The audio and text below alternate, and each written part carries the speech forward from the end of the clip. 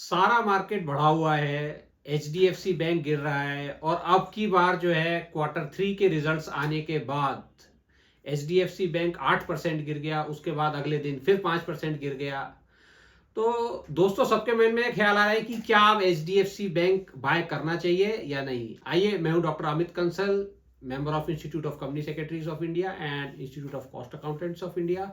आज हम बात करेंगे कि एचडीएफसी बैंक में क्या रेड फ्लैग्स हैं जिसकी वजह से ये गिर रहा है।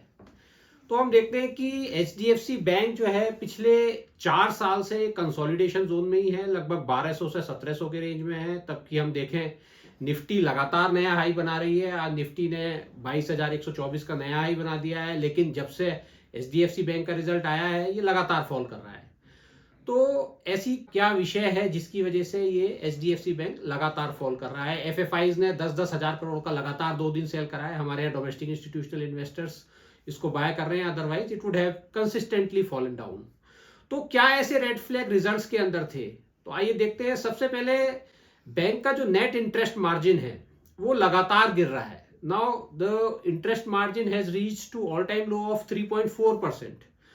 तो जहां HDFC bank used to command premium, आज वो जो नेट इंटरेस्ट मार्जिन है गिरने की वजह से उसका प्रीमियम खत्म हो गया है।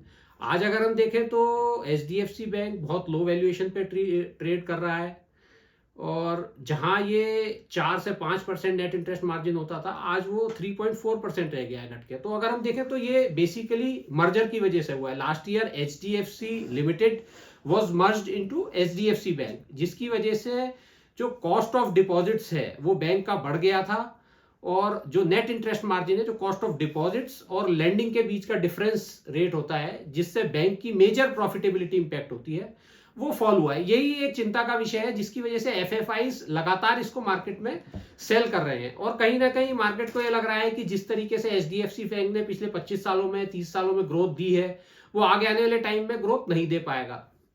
देखा जाए तो बैंक के लिए चैलेंज भी है कि अब लो कॉस्ट डिपॉजिट्स, जो कि कासा होता है, जैसे करंट अकाउंट है, तो करंट अकाउंट में तो बैंक को इंटरेस्ट देता नहीं है, सेविंग्स अकाउंट में भी बहुत नॉमिनल इंटरेस्ट होता है, तो वो बैंक्स के लिए मेजर सोर्स ऑफ डिपॉजिट होता है।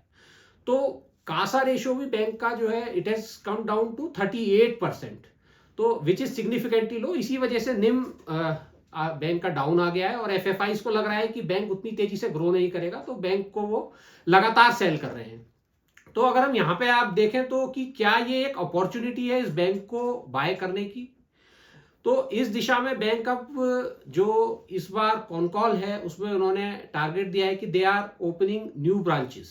तो बैंक अगले 4 से 5 सालों में करीब जो है 8,000 से 13,000 ब्रांचेस पे अपने आप को ले जाना चाह रहा है, जिससे कि वो कासा को रेस कर सके और जो है कॉस्ट ऑफ डिपॉजिट्स को लो कर सके।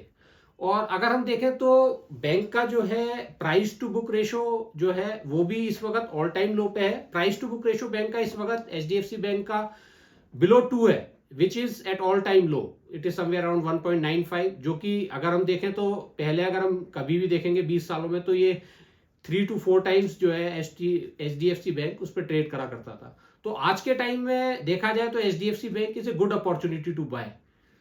इसमें ग्रोथ स्लो हो सकती है, but growth is consistent. Bank has given stellar returns over the period of time, और अब भी बैंक की प्रॉफिटेबिलिटी ओवरऑल इंपैक्ट नहीं हुई है। बैंक की प्रॉफिटेबिलिटी अच्छी है और एक रीजनेबल वैल्यूएशन पे उपलब्ध है।